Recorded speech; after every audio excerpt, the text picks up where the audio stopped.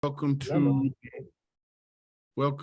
the Let Freedom Ring series from the University of Wyoming's Black Studies Center. And tonight we have a very special guest with a very timely and timeless presentation. And just before we get started, we have a couple of poll questions that we want everyone to answer. They're very short. So Toby, if you're ready, we can put up the poll questions.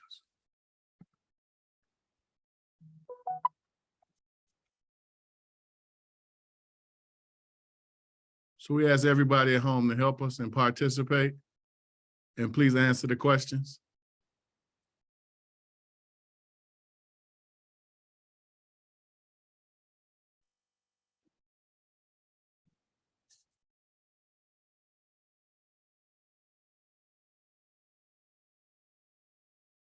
We'll keep them up for another 30 seconds.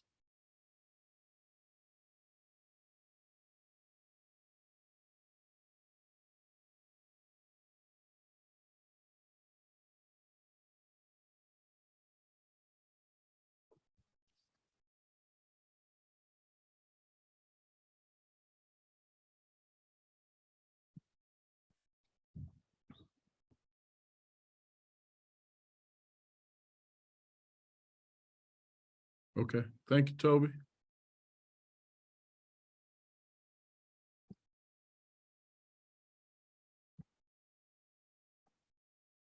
Again, thank you to all the students that came out. So before we go any further, this is our October installment of Let Freedom Ring series. And again, tonight, as you see, the topic in itself, you've already dealt with it in a very minor way, but we're going to get an in-depth understanding of the presentation through the research by Dr. Khalid el-Hakim, who is the founding curator of the Mobile Museum 101, Black History 101 Mobile Museum, who's been to campus about 3 times, if I got that correct. Is that right? 3 times, yes, sir. How could I forget? So, right. So I thank you for coming and allowing for us to bear witness to your research. And we do thank you so much. So without any further ado, we're going to let Dr. Khalid el-Hakim begin. So for everybody at home, do your due diligence and create a question so that we can have a robust question and answer session. Thank you.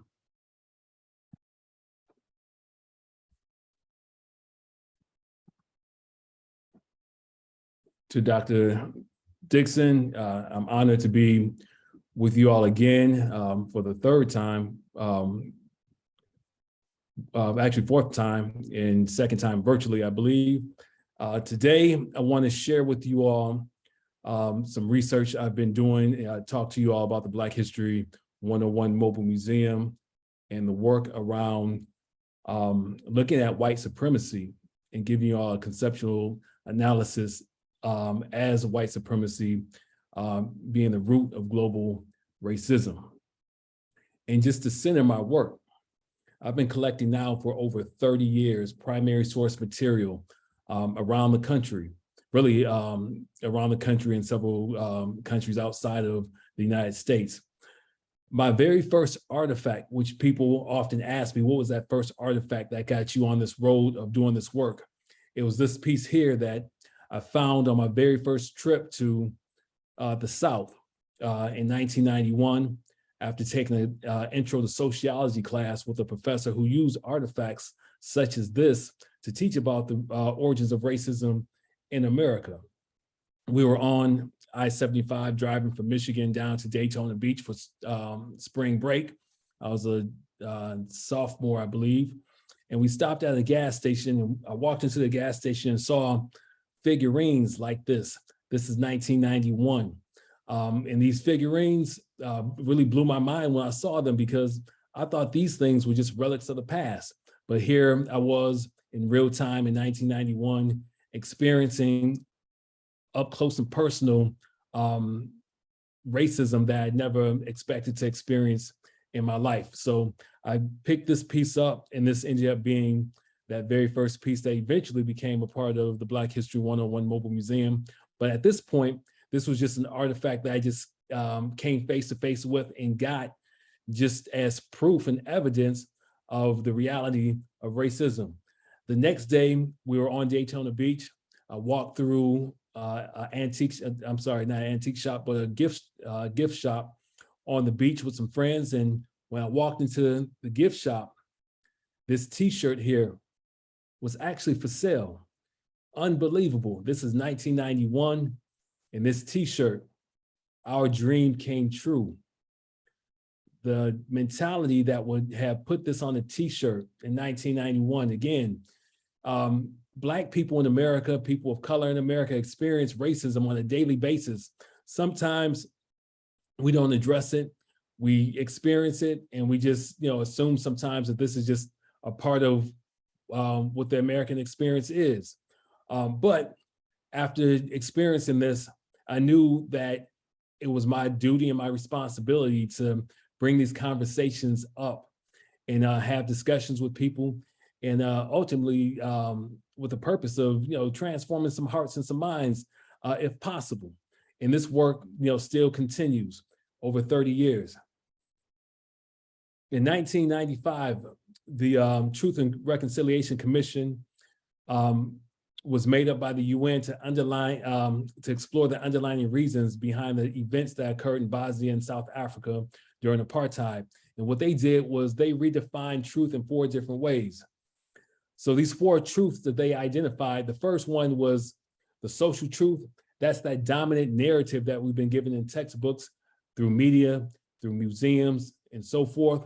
The second one is the personal truth. We all have our own lived experiences, and we navigate our way through our lives and experience things in very different ways and have different perspectives on different things.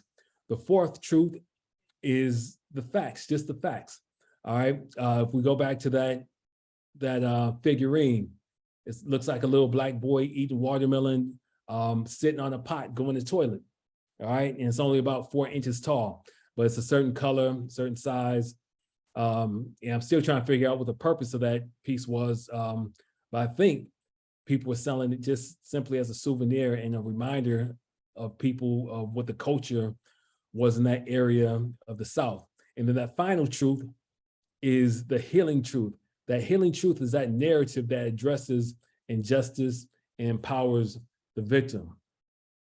This past summer, I had the honor of traveling over to Egypt for the first time, Cairo. And I'm not sure if anybody has ever had that experience that somebody's been lying to you your whole life. When we think about that dominant narrative that I just described, that dominant narrative that Western civilization created all civilization. While I was there, I took pictures of the pyramids, of the Sphinx, of objects in the Cairo Museum and many, many other places. And but this is one of the standouts for me. This is the pyramid of Khufu that was built between 2550 BC and 2490 BC. All right, and this is a statue, very, very small piece of Khufu. As a matter of fact, that statue is probably the same size of that figurine that I just showed you. But just to give you an example of my lived experience of going over here and seeing these museums and these historic places in real time, I knew right then that I had been lied to. I had always been taught that Greece and Rome were the center of civilization, that architecture and philosophy and spirituality came from these places. But just to give us some perspective, this is the Colosseum, was built in 70 AD. Look at these dates here, 2550 BC. This is the Parthenon, all right, in Greece, 438 BC. When these 2 structures were built, ancient Egypt was always already the ancient of the ancient. As a matter of fact, these 2 institutions, these 2 structures in Greece and Rome are closer to us in our history now in 2022 than the pyramids were. So the pyramids are the ancient of the ancient, right? And these pyramids, without a doubt, were built by Black people in Africa, all right? I just read this book by Robert Morcott, all right, in 2005. He says that the ancient Egyptians were not white in any European sense, nor were they Caucasian. We can say that the earliest population of ancient Egypt included African people from the Upper Nile, African people from the regions of the Sahara and modern Libya, and smaller numbers of people who had come from Southwestern Asia and perhaps the Arabian Peninsula. All right, and I remember growing up seeing movies with Cleopatra represented like this, like with Elizabeth Taylor portraying Cleopatra, or Charlton Heston as Moses. But going through these temples, taking pictures of these paintings that are thousands of years old that represented the Egyptians on how they looked, how they saw themselves, how they wore their hair. All right, just changed my whole perspective, had me come back home and start doing research on scholars that I remember reading about back in the 1990s, Dr. Ben, Dr. John Henry Clark, so on and so forth. But this was very, very powerful for me to experience. One of the most disturbing things that I saw came from this document that was on the wall of the Cairo Museum. And it's describing the tomb of Maherpra. All right, and this is a picture of Maherpra. But if you look very closely where it says, where it's underlined in red, this shows you how unjust people can be in telling stories of Black people, how the erasure can be, how absurd that white Europeans went trying to discover something in Egypt and realized, because they assumed that it was themselves that they were going to find, and realized that they found a legacy of African people, Black people, without a doubt, if these same people were to show up on the shores of the United States. But look at what it says in the red. A detailed examination of this mummy, which showed that he died about 20 years of age, also showed that he was Negroid, but not actually a Negro. What does that mean? Think about that for a minute. It showed that he was Negroid, but he was not necessarily, he was not actually a Negro. So he was Black, but he wasn't Black. What is the implication of something like that? And what's the purpose of making a statement like that? So I want you all to think about that for a moment. And this here is the crux of my analysis on what I would, which many people consider white supremacy, which white supremacy does not sit well with me as a term, simply because when you think of the idea of any race and putting the word superior next to it, it does injustice, because it says that you are better intellectually and genetically than other people. So what I've come to understand this phenomenon to be is completely absurd from the very core. So I say, I call this white absurdity. Whiteness is a social construct based on the false notion of racial supremacy and the dehumanization of people of color. It's a set of pathological ideas and behaviors created in the white imagination that has real life consequences for people of color. It manifests itself in subtle and overt ways. It created a society of unjust laws, policies, social norms, privileging whites by giving an unfair economic advantage over people of color. It makes excuses for the inexcusable. It obstructs the progress of marginalized people and society as a whole. And finally, is situated in a narrative that justifies the actions of white people, regardless of the absurdity, inhumanity, or lack of factual support. This is obviously very, very heavy material here, but I'm going to spend the next 40, 45 minutes breaking this down to you all. But let's start with a quote from Dr. Martin Luther King, who said that he who passively accepts evil is as much involved in it as he who helps perpetuate it. He who accepts evil without protesting against it is really cooperating with it. So this doesn't let anybody off the hook, all right? We've all experienced racism, white supremacy, white absurdity on different levels, whether you realize it or not. But let me give us some examples of where it finds itself, all right? So again, I've spent the past 30 years finding primary source material around the country, all right? And one of the most interesting places I found racism is in maps.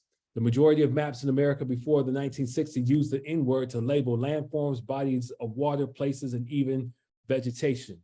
Imagine going into a general store on vacation and walking into a general store to pick up a postcard to write home about, right?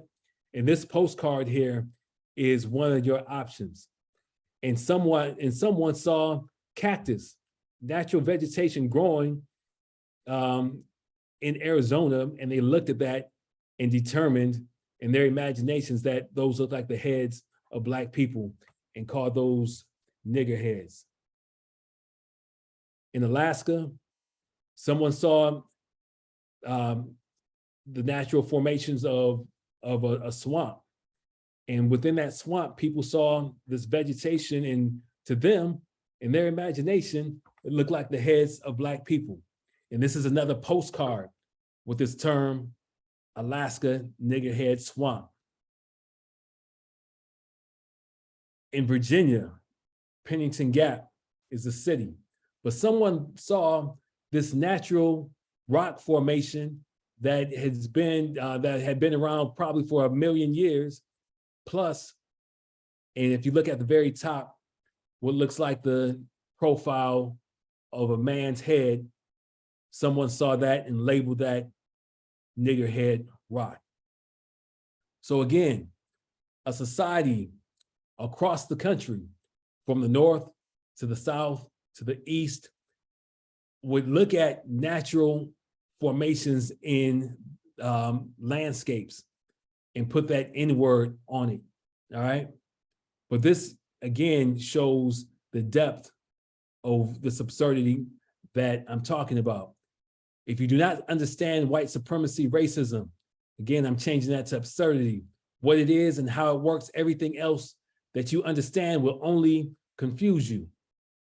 1864, Pears ad soap, all right? And here in this soap ad, even when it came to soap, this issue of race becomes absurd. The idea that soap will be so powerful that it can literally wash the Black off of you. All right, so we see this young man, young boy, washing this Black boy's body and taking his skin off, he's taking the color of his skin off. And so the idea that this little boy is dirty is being messaged in this advertisement, all right? And this had real life consequences and impact on Black people, so much so that in the 1920s and 30s, in Black communities across the country, bleaching creams were very, very popular, all right? The idea that Black people could use a bleaching cream and lighten their skin to be more acceptable or more beautiful in this country was a reality. And this even had an impact on politics in America. I was born and raised in Detroit, Michigan. Right outside of Detroit is Dearborn.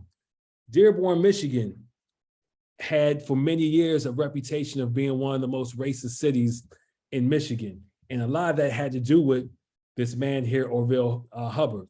In the 1950s, he ran a campaign that said, keep Dearborn clean, all right? And in recent years, we've heard of dog whistling in politics, all right? And if we think about keep Dearborn clean being a dog whistle, what is that really saying? Or what it's saying is that let's keep Dearborn white. Back in the 1950s, Dearborn was probably 99.9% white. all the way up into the 1970s. But not only was this campaign poster being pushed, but he also passed out soap. All right, he passed out soap as a campaign prop. All right, that said, keep Dearborn clean as well. Again, tying into this idea that if you're not white, you're dirty, you're less than human. All right. And we fast forward to 2017, and Dove Soap promoted this ad that had a Black woman literally transforming into a white woman after using Dove soap. And then another Dove advertisement. If you look closely at this, under the before shot, you have a Black woman, and she literally transforms into a white woman afterwards. All right, before using Dove, your skin is rough, it's raggedy, it's ugly, but then afterwards. And so the question becomes too, who's sitting at these tables making these decisions when it comes to advertising? All right, who's making these decisions?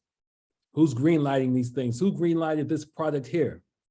This Dove lotion that actually says that this is for normal to dark skin. I see a hand raised, and I'm going to answer questions at the end of the presentation. But at what point in history has dark skin not been normal? And then going back to that Pear soap ad with the idea of whiteness at the very bottom here being the purest. Isn't it interesting that this plays out in current times as well? And again, this is not just a United States phenomenon, but this is literally around the world. Honestly, wherever Europeans went and colonized, these ideas of beauty standards followed them and it affected the people. This product here called Fair and Lovely. Look at the advertisement and how she changes shades. And this is a bleaching cream as well. All right. The history of blackface in America. Who's sitting at the table of Gucci, bringing this idea to the table as a good idea for a new sweater in 2019? And this is a play on very old stereotypes in the history of blackface. Here we have Eddie Cantor, and they really just pulled that image straight from 1921. And then in 2018, we had Prada on Madison Avenue in New York City during Christmas, promoting these bags that are based on blackface stereotypes, even in hip hop music. You have somebody like Drake who reached back all the way back to Al Jolson and playing into these stereotypes. But let's listen to what James Baldwin had to say. And I want to say this too. Black people would never have accepted this type of treatment, this type of dehumanization as normal. And people of color in general have not accepted it. We've always spoke out. We always spoke out. We always critiqued. We always demanded more from the society. And this is James Baldwin here. I was right. That's part of the dilemma of being an American Negro. That one is a little bit colored and a little bit white. And not only in physical terms, but in the head and in the heart. And there are days, this is one of them, when you wonder what your role is in this country and what your future is in it. How precisely you're going to reconcile yourself to your situation here, and how you're going to communicate to the vast, heedless, unthinking, cruel white majority that you are here. I'm terrified at the moral apathy, the death of the heart, which is happening in my country. These people have deluded themselves for so long, they really don't think I'm human. I base this on their conduct, not on what they say. And this means that they have become, in themselves, moral monsters. Jim, I can It's a see. terrible indictment. Yes. I mean every word I say. You're asking me to do something impossible. You're asking me to take the will for the deed. I don't know what most white people in this country feel. I can only include what they feel from the state of their institutions. I don't know if white Christians hate Negroes or not, but I know that we have a Christian church which is white and a Christian church which is black. I know, as Malcolm X once put it, the most segregated hour in American life is high noon on Sunday. That says a great deal for me about a Christian nation. It means that I can't afford to trust most white Christians and certainly cannot trust the Christian church. I don't know whether the labor unions and their bosses really hate me. That doesn't matter, but I know I'm not in their unions. I don't know if the real estate lobby is anything against black people, but I know the real estate lobbies keep me in the ghetto. I don't know if the Board of Education hates black people, but I know the textbooks they give my children to read and the schools that we have to go to. Now, this is the evidence. You want me to make an act of faith, risking myself, my wife, my woman, my sister, my children, on some idealism which you assure me exists in America, which I have never seen. Very, very powerful from James Baldwin. Now, going into schools, this is a children's book that was produced back in the early 1900s. All right. This is a book that was used to teach young people their ABCs. And let's take a look at this absurdity that we see even in this children's book. First and foremost, if you look at what A is, A for Aladdin, it's supposed to be a Chinese person, but Aladdin comes from an Arabic background. Think about that for a moment. But that's not, but it gets worse than that. All right, J is for Japanese, you see there, and you see some stereotypical, even the Japanese child is if you look carefully, looks like even fur on his face. Then it says I for Italian. And then the N, of course, I'm sure you could have guessed what the N was for. But here's another example of how children's books, and for me, some of the most disturbing material that I've found over the years have been related to children. The 10 little nigger boys here. And then an example of how this concept has been even translated to different languages throughout the world.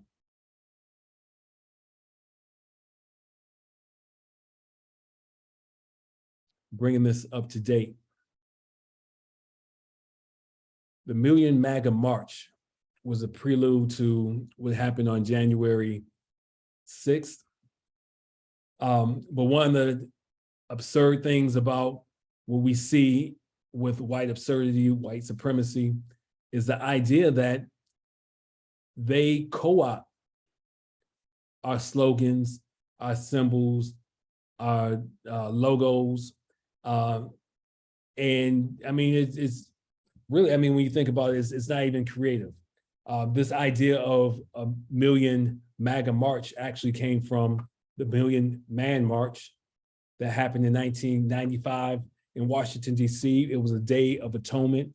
A million Black men were called to Washington, D.C. under the themes of responsibility, atonement, and reconciliation. And that there was co-opted by Donald Trump's movement. And this is what the reality looked like. Almost 2 million Black men in that first picture at the Million Man March. No one ran up into the Capitol that day. It was a peaceful march. And then we see historical representation of what that original lie looked like during his inauguration, all right, where he said millions of people showed up on the mall that day. But we know on January 6th was the first time that a Confederate flag ever went up into the Capitol. Not even during the Civil War did you have a Confederate flag show up in the Capitol. I think Nancy Pelosi said it right on that day. She said that the insurgents who stormed the Capitol on January 6th chose their whiteness over democracy. All right, they chose their whiteness over. That was a very powerful statement and revelation coming from Nancy Pelosi. But if you're a person of color, we know and we've seen and we've experienced over time how whiteness has been chosen over not only democracy, but freedom, justice, and other core democratic values in America. The idea of Black Lives Matter is not a new cry amongst Black people, all right? But look at how the slogan has been changed and co-opted by other movements. Their response has been all lives matter, Southern lives matter. And of course, we've seen this quite a bit, Blue lives matter, all right? But this call has been going on with Black people who have been oppressed for decades now, centuries now, all right? Sojourner Truth said, and ain't I a woman? During the Civil War, during slavery, she's making this claim, ain't I a woman? All right, that's Black Lives Matter for her era. 1968, we see these men in Memphis, Tennessee, boycotting, all right, with the sign saying, I am a man, right? And, you know, and we can tell that they are men. They're carrying the signs saying they are men, but why do they even have to do that? Obviously, they're not being treated as men in America. And again, this is an example of a call for Black Lives Mattering back then, just different slogans, but the same reason, the same purpose. And in 1968, even James Brown said, say it loud, I'm Black and I'm proud. Why would James Brown have to say that and make that type of affirmation that he's Black and proud? That's because of all of the years of Black people being dehumanized in America, that we finally came to grips and became comfortable in our skin. And so the slogan, say it loud, I'm Black and I'm proud, was very, very powerful and affirming to Black people.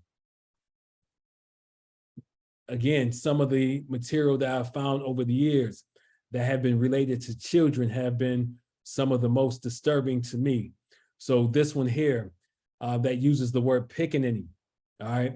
So when we think about even the words that have been used to describe Black people, the N-word, coon, darky, colored, Negro, pickaninny, and so on.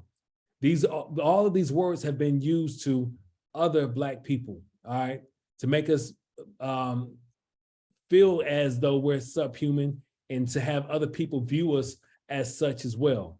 But this sign is from 1922, and one of the critiques, and perhaps the critiques that you all have too, is why are we even dealing with this in current times? Aren't we beyond that?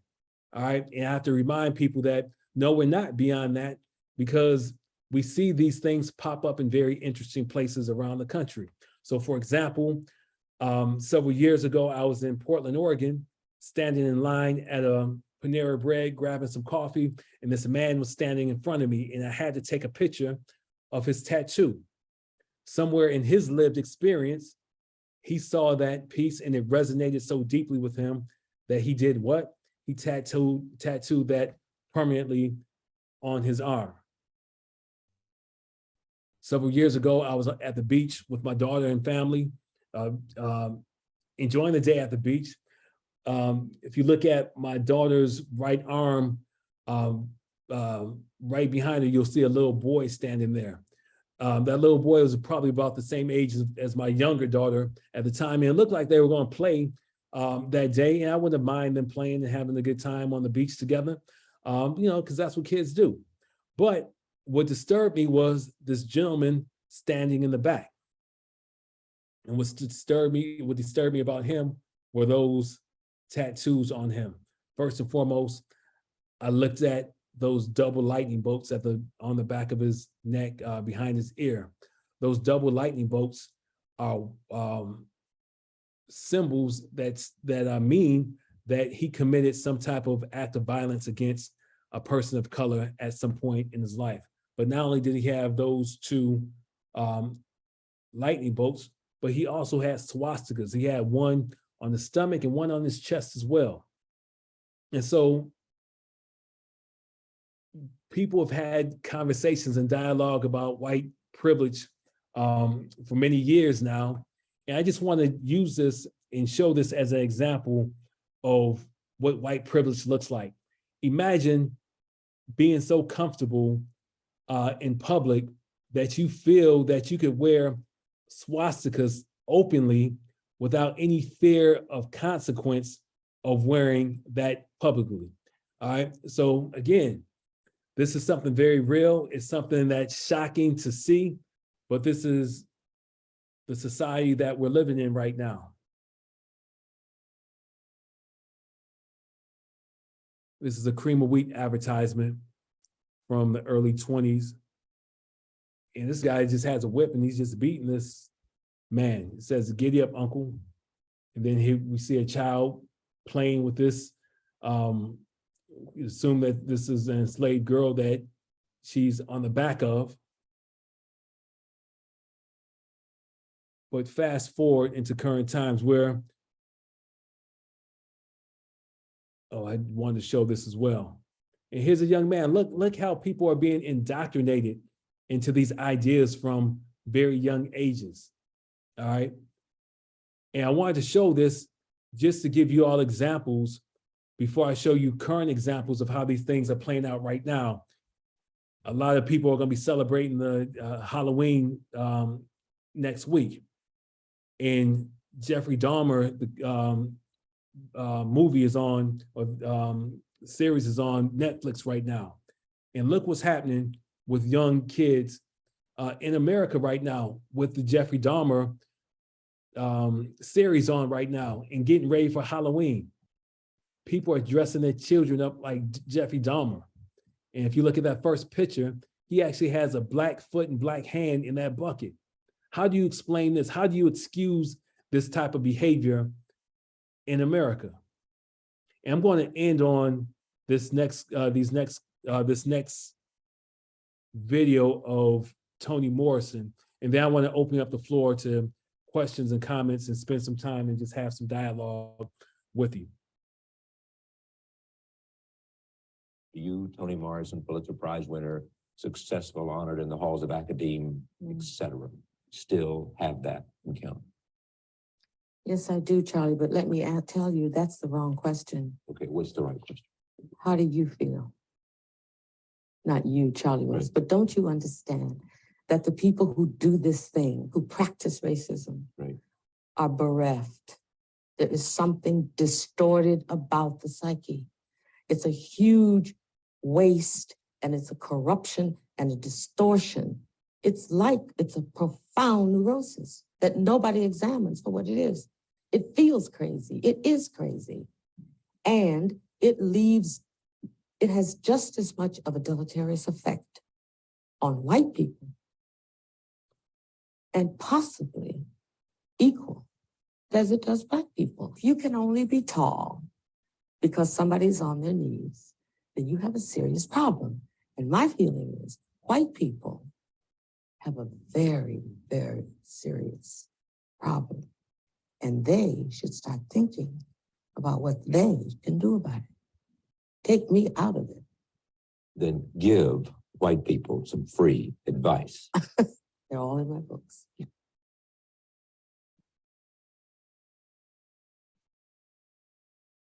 Dr. Dixon, I'd like to thank you and thank the students who came out today. And at this point, I want to open up the floor for any questions or comments that you all might have. Dr. Khalid el-Hakim, you had me where I was focusing. So I want to thank you. This idea of using primary sources to curtail and support your thoughts and your claims, and the use of how you let it flow in like a chronological order to where we got back till today as contemporary as Halloween, is exactly the conversation. And I'm so glad that the students are on. So Toby, can you allow for the students to sign in through the chat so that they can get their attendance? I told them to comment their names in the chat. Looks like no one has, but I'll But they told me they couldn't. okay. Yeah, I just wanted to make sure you understood. So to think about it in a way that is empirically correct, that allows for us to have conversation about something that to so many people is layered, nuanced, and for some folks, it's not well accepted nor known, Right. is the idea of expanding the critical reviews and critiques of conversation, this idea of the art of conversation. And we do it with dignity, purpose, and this idea of making and ameliorating our situation now at this point. So when I think about what you laid out for us, and how did you come to know, or how did you come to the use of injecting the term absurdity to represent this vein of understanding? So this idea of absurd came really during the Trump campaign. And what disturbed me so much about that campaign was the idea of the birther movement, which was extremely absurd to me. The idea that people knew for a fact where Barack was born, knew that he was American, knew that he was not born in Kenya, but the fact that you could influence so many minds in America to bring that question up and have people even get into deep discussions about it was just an absurd notion to me. And then to see the violence and the cause for violence to happen during that campaign. Even the slogan, America First, and the dog whistling that goes along with that term, which that slogan goes all the way back to the Ku Klux Klan. And the fact that many people don't know or have a firm understanding of history and the effect that history has on current times, that's something that I started making note of and started making these connections between some of the material that I had collected over the years, and making connections between the past and the present.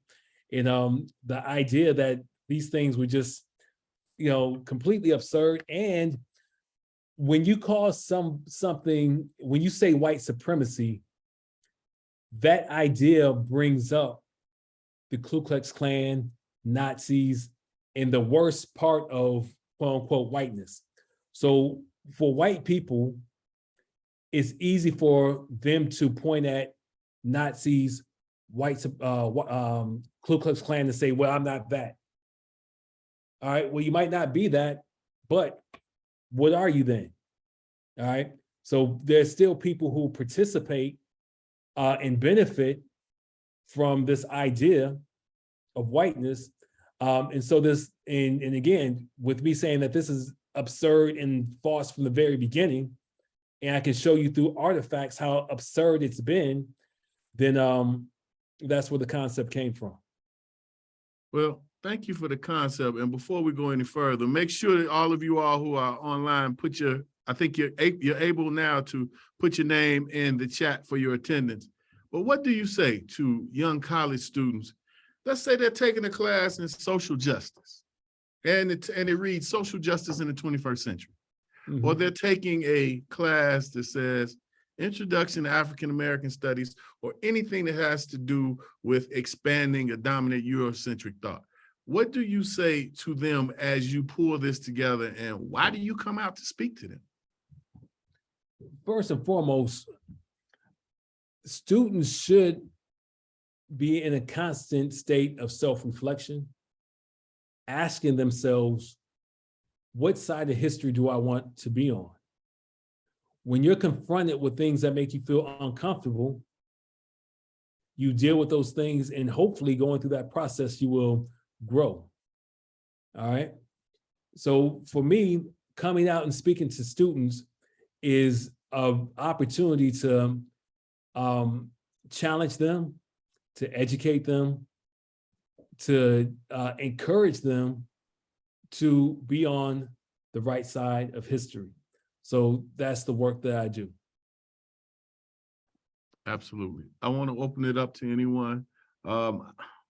At this point, Toby, do they have to use the chat? They could use the chat or the Q&A. Or if anyone raises their hand, I could like allow them to unmute themselves and talk. So, okay. So I'm seeing a few folks that are here amongst us, and anyone can go and raise your hand or put it in the chat or the Q&A.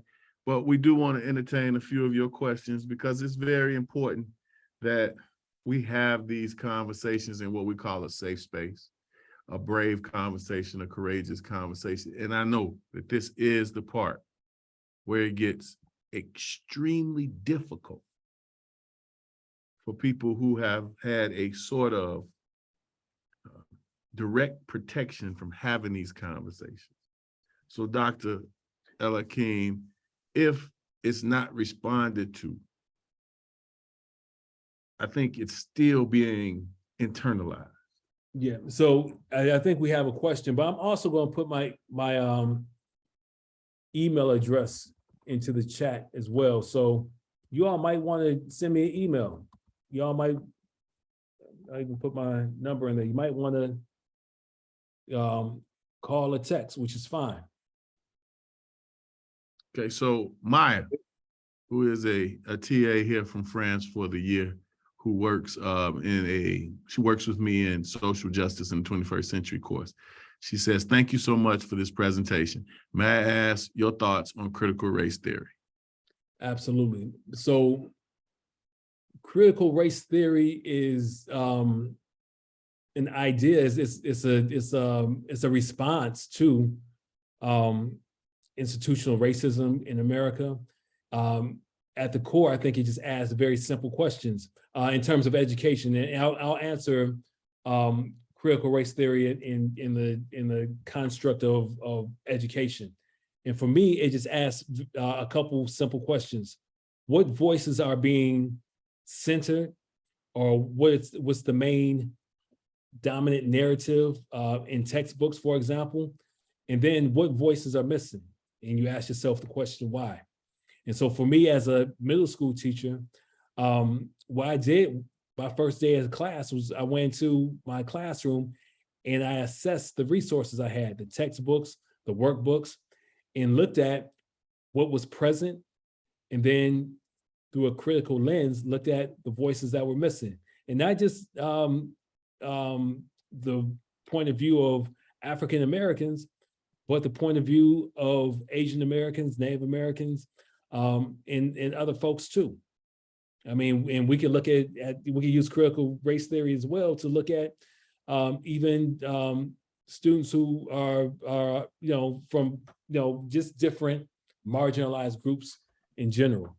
So that's my idea of critical race theory.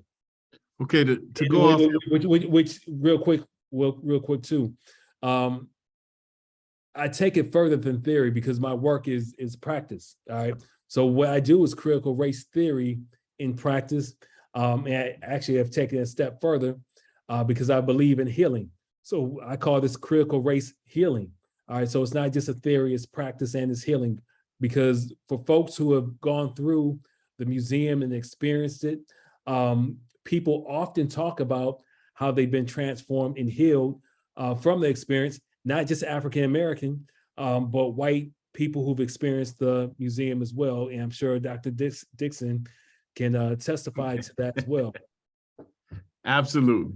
Since he said it that way, let me explain to you what my experience has been with the museum. When I travel with the museum, it is life-changing for me all the time because he has so many artifacts. I always see something new.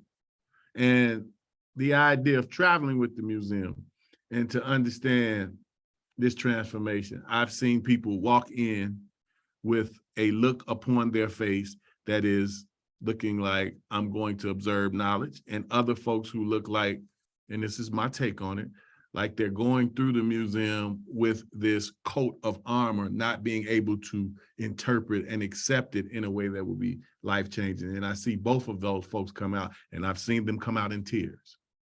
And I mean, literal tears. And I always look at Khalid and the way that he deals with that particular concept of the museum is brilliant. He hears folks out, he allows for it to be very informative, and then he teaches and he allows for that to become a teachable moment. Let me give you an example. We were here on this campus and we were in the library, and President Seidel, top of the line, top tier, if you call that the bell tower, he walked in and I was trying to explain an artifact to him, and in so many ways he was listening but not hearing. And it was something about the museum that all of a sudden, and Khalid will attest to this, he turns and tells us he had a DNA test from, what was it? I forgot, but I remember. It was Ancestry.com. Yeah. And he said to us, because of the power of the museum, this is how this really happened. He says to us, you know, I'm 5% Black. Now that's how transformative this space is. And it's absolutely true that it happened. As a matter of fact, Toby was there too. So all three of the folks who were there are on this call. So it's pretty interesting, but I wanna really go back to what Maya said. Maya, critical race theory is a way that was dealt with critical legal studies. And critical legal studies said that it was more than just race. It was gender, it was enableism, it was these things that we do not find just in the legal system that made it critical to be able to have it. So Derek Bell lays it out really well. Here's the idea.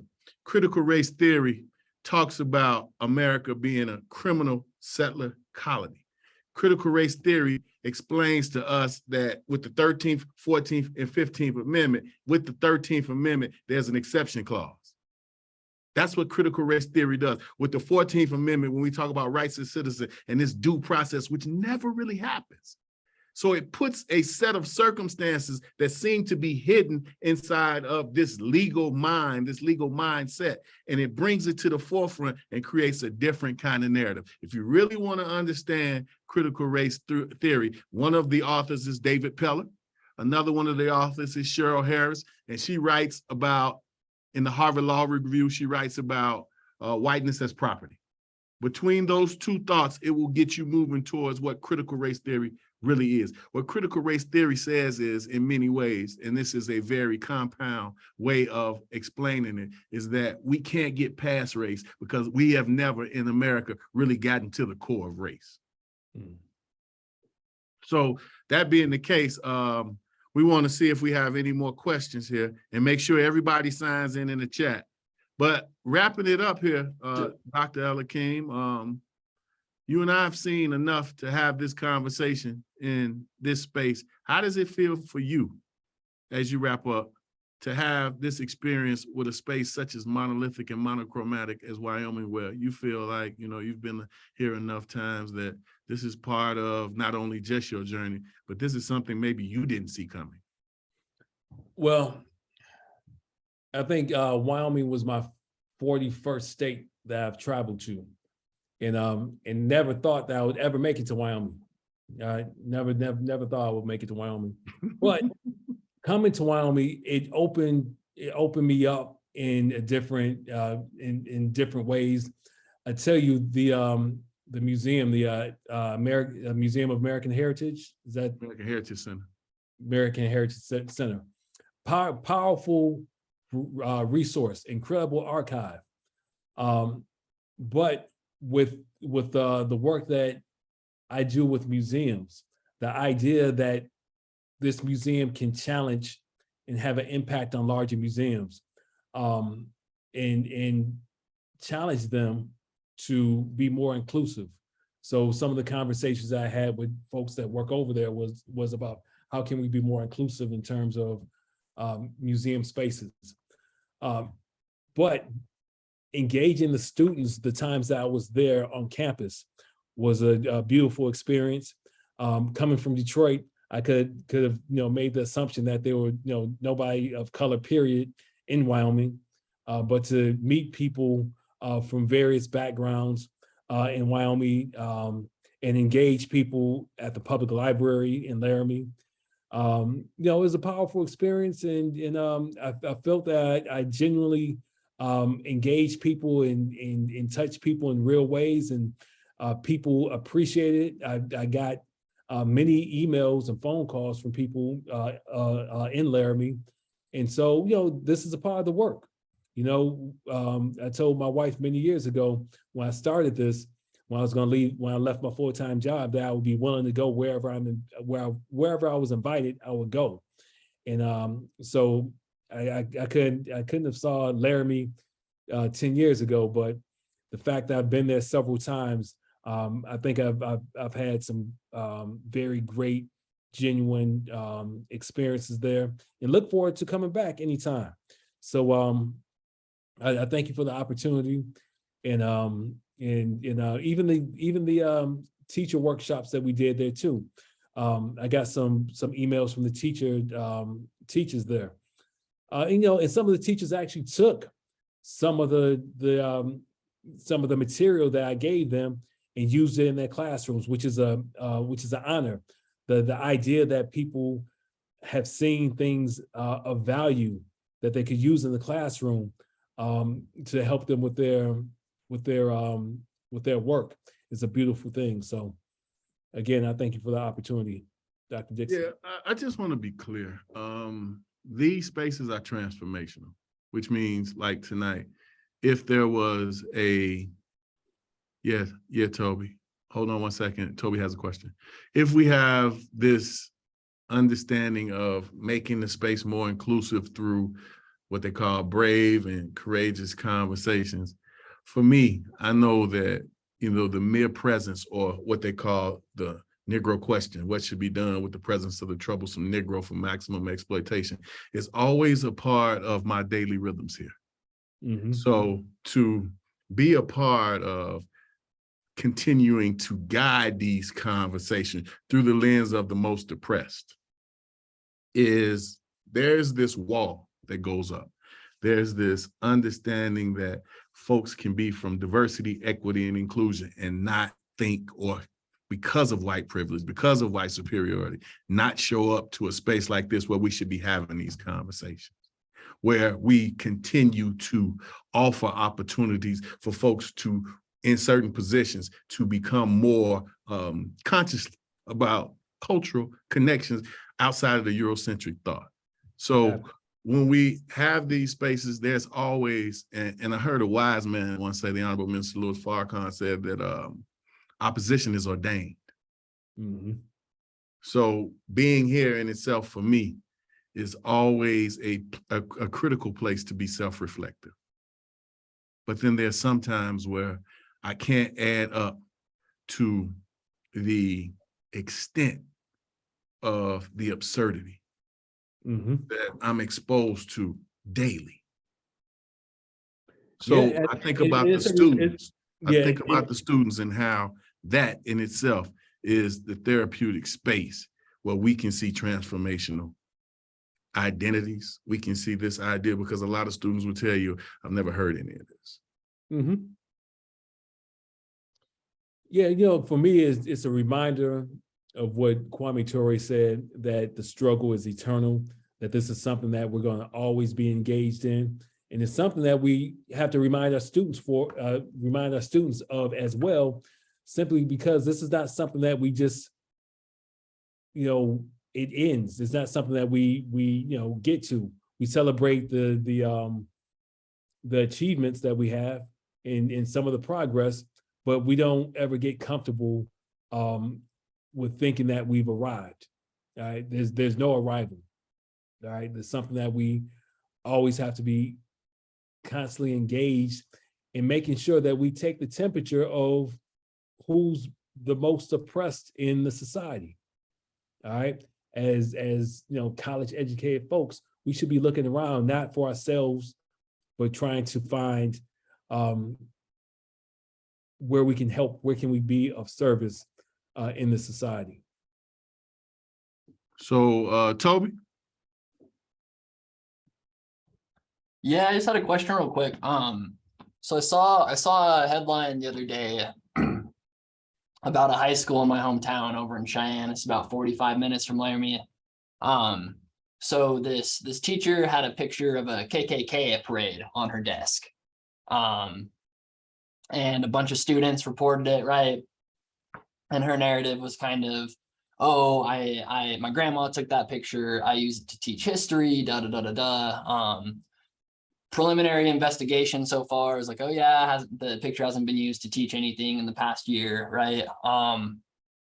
And so I'm just kind of wondering, when we get situations like this, you know, it kind of falls on white supremacist institutions to punish someone for engaging in white supremacy, which is not, in my experience, what they do, right? What's probably going to happen, paid leave, probably won't be able to put the picture back up, but then is going to return to work and keep teaching, right? And those students who feel unsafe, like, know how she feels, really. They've already seen the picture, whether or not it's there anymore. So my question is, what should the, I guess, social backlash be against people who engage in this kind of behavior? How can other people in the society who aren't necessarily inside of those white supremacist institutions take action where the institution fails to do so? Yeah, I would say, first and foremost, whoever that teacher is, she needs to be fired. I mean, completely. I mean, she should not be in front of any students at all. If that happens to be the case, I mean, because I know some teachers who are bold enough to take KKK photographs into the classroom, but they're using those as teachable moments. All right.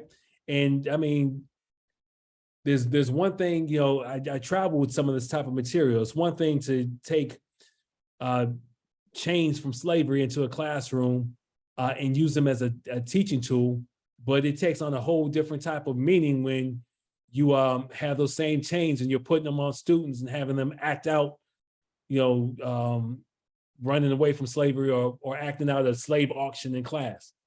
You know, that becomes a issue of methodology in terms of teaching.